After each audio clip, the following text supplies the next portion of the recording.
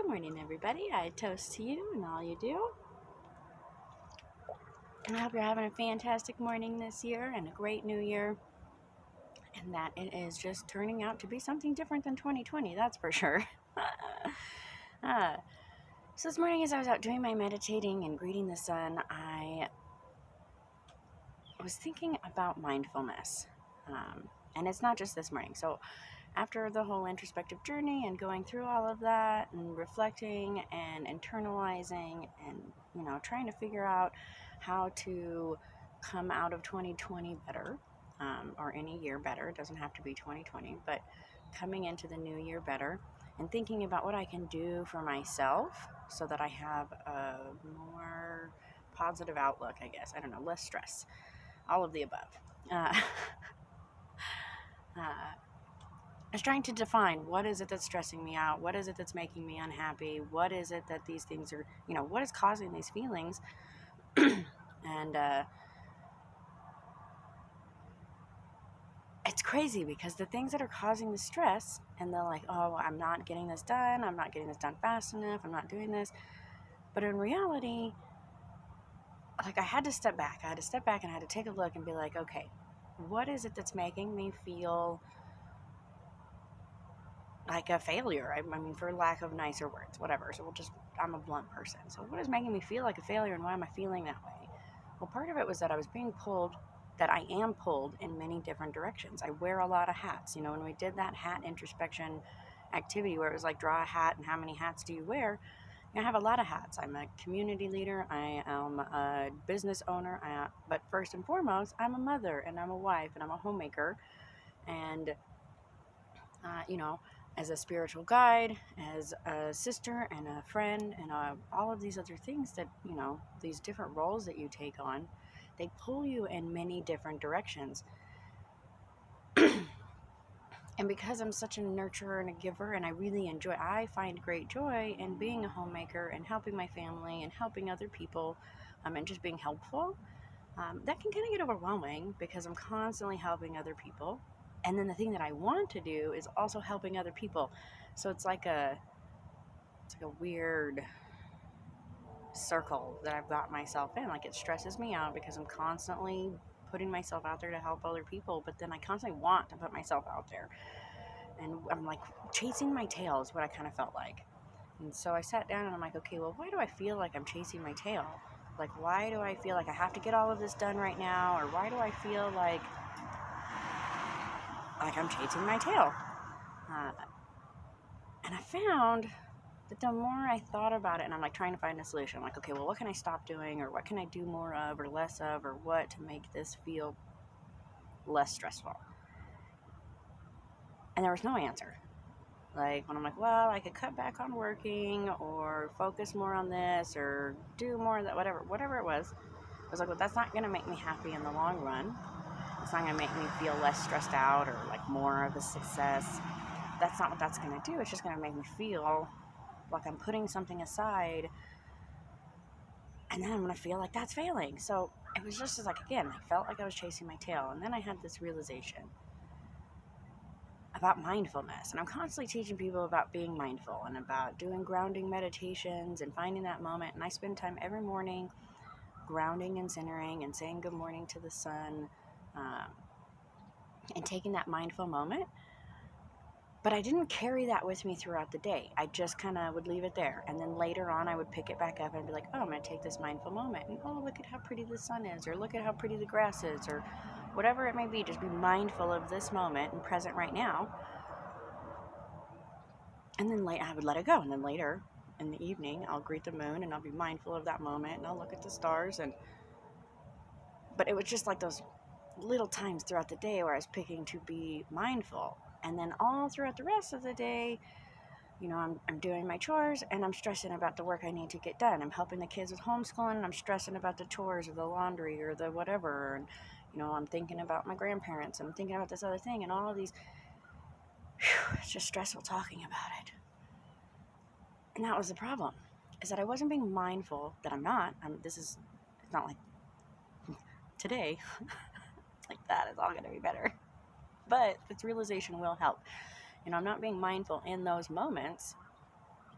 And it was like, ding, your spirituality. I'm constantly telling people, live your spirituality, put it into every part of your life. Don't segregate parts of your life out. This is all one thing. And then I found that unconsciously I was doing that. I was not taking my own advice. I was segregating everything out, and I was pulling that, okay, right now I'm not. But I find that when I'm doing that and then I'm stressing about something else that I have to do, or somebody's calling me, or somebody's asking for something, and I'm getting so stressed out, it's because I'm not being present in that moment. Mindfulness is not just I'm going to sit every day and I'm going to meditate, I'm going to focus on my body. Yes, that is part of mindfulness. That's a big part of mindfulness. The other part of mindfulness is that every day and every moment, you're not letting yourself get stressed out about what if, or what I did, or what else I need to do.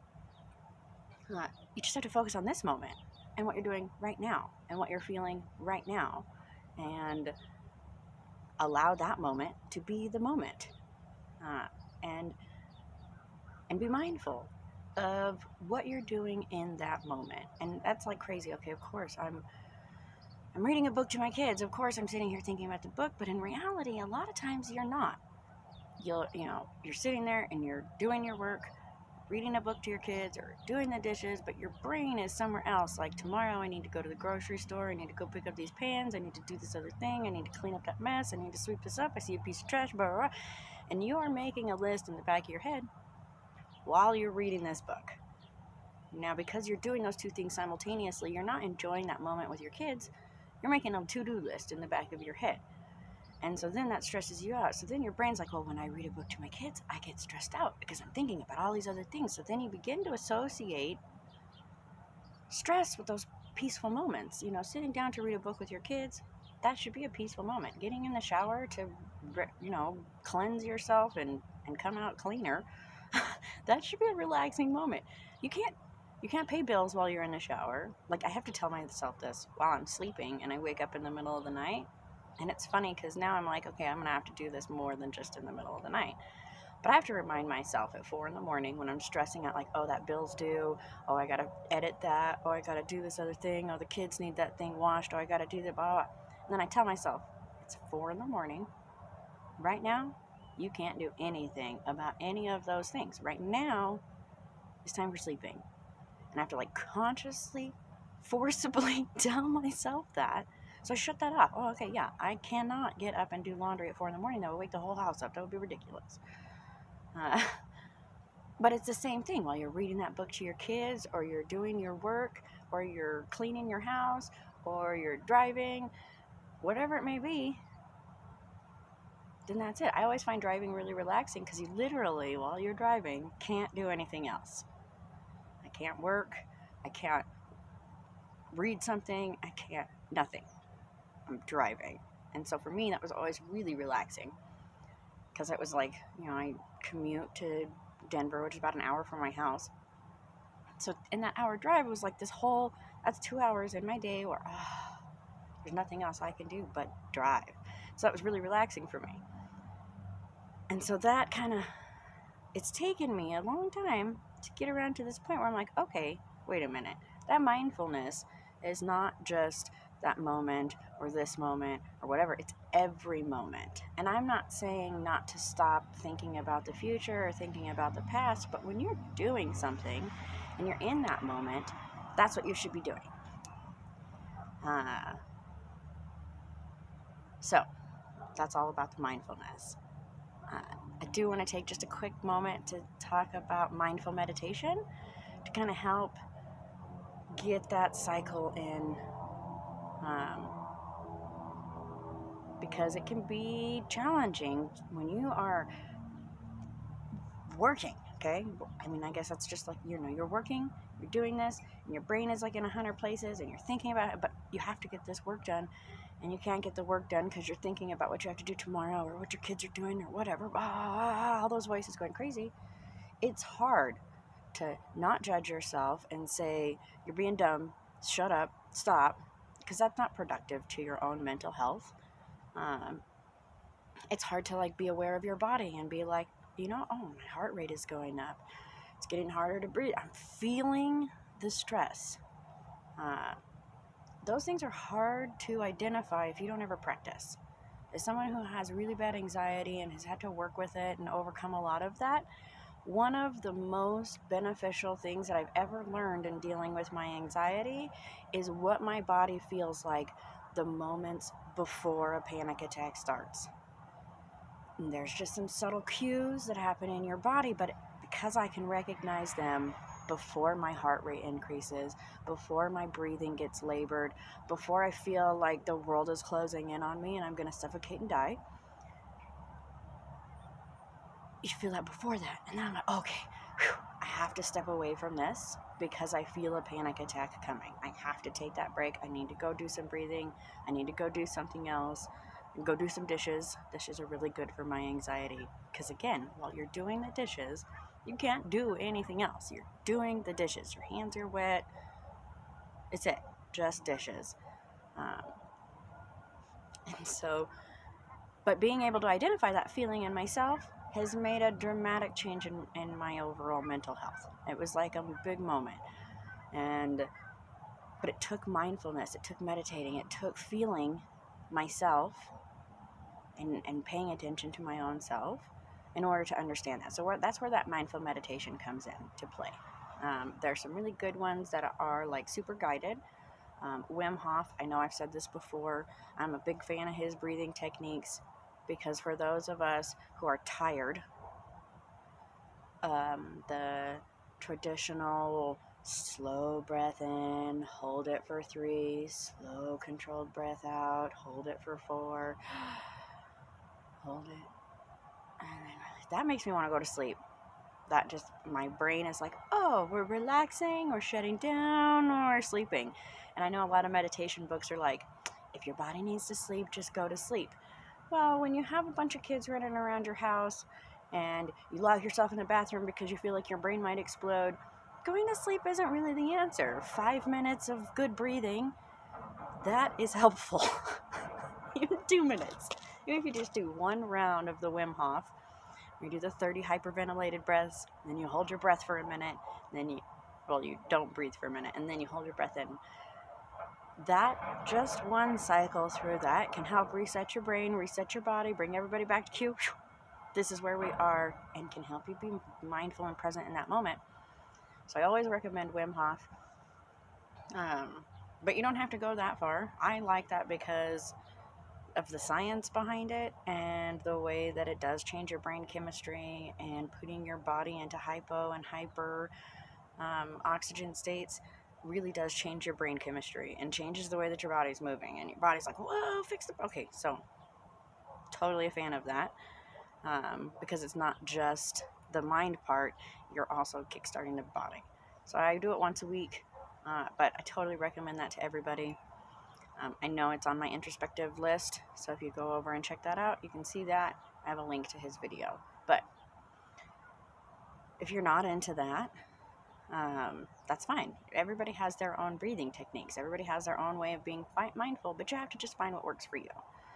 In general, the practice is, no matter what kind of breathing or whatever you're doing, mindful meditation is just this. Sit. Where I'm sitting right now probably wouldn't be cold because, as you can see, it's really cold out here and I would freeze. I mean, I guess I would have something to be aware of because my butt is cold, and I would just sit here and be like, okay, well, I know my fingers are cold and my butt's cold, my toes are cold, like it's getting cold. I've been out here for 15 minutes. It's freezing. Literally like 22 degrees outside. Anyways. And that's what I would be mindful of the whole time I did it right this second. But anyways, so sitting comfortable. And it seems redundant, and it's funny as I write that over and over again in like the guided meditations that I do. I've even had like editors be like, you don't have to say this every time, but you do. I know it seems redundant, but find somewhere comfortable to sit, somewhere where you're not going to be bothered, somewhere where you can just be. And honestly, I find outside with the ambient noises actually works really well, because I can take a moment to just listen to the world around me, and that helps my brain to quiet. And then I can turn that internally and I can listen to my body, and I can take a deep breath, and I can feel my toes and my nose and my chest and everything, and just and when you practice that more, then it does become that easy to where I can just take a deep breath and feel my body.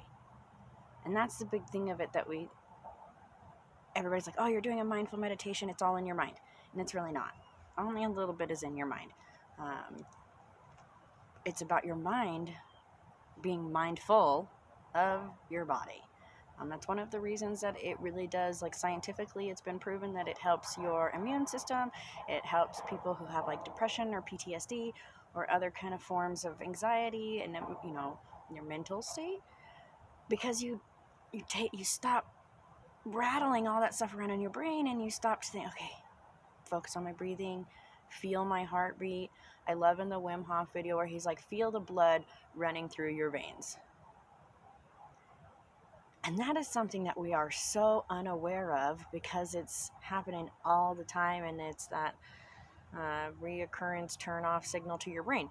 So because something is happening all the time, if I poked myself in the face like this all day, eventually I would not feel this anymore. So your blood, which has been pumping through your your brain too, your body since before you were born, you don't feel that. You don't feel the pulsating of your arteries, and you don't feel the longing. I don't know why I use long, but that's what I feel like. It's like, longing for more blood. That's how your veins are like, pumping long, more and more. Okay, anyways. But you don't feel that. And I think a lot of people even have trouble finding their own pulse. Like when you touch your arm or you touch your neck, like feeling your own pulse. And maybe that could be a good form of mindfulness. Like it just came to me, like, for people who have really a lot of trouble connecting with their body, that you sit there, it's right here, your arterial vein, kind of like the soft spot between all those squishy things. And you just feel for your pulse until you feel it. And then you just feel it. And that's it. You're not judging yourself. You're not saying, oh, my heart rate is really fast, or oh, my heart rate's really slow, or oh, I can't feel it at all. Just relaxing. Just feeling, so we talk about mindful, but it does, like I said, it starts in your body, and it starts with relaxing and focusing on your body and taking your mind out of past, present, future, out of what if, or what I did, or what I could have done, or whatever, out of all of that, and just being present. And I think that the hardest part most people have is judging. You judge yourself. You're like, oh, you can't do this, you're not good, or oh, this is too hard and you're not whatever, or shut up, brain. Why won't you shut up? And instead of telling your brain to shut up, or telling your body to stop, or oh crap, now I have to go pee, get up and go pee, and then come back and start over, because as you're mindful, those kind of you'll notice that, oh, I have an itch, oh, I have to pee, oh, my back hurts, oh, my head hurts, oh, whatever. Acknowledge them like you're making a list, and check it off. Okay, yep, I got that. Yep, I got that. Yep, I got the next one. Yep, I got the next one.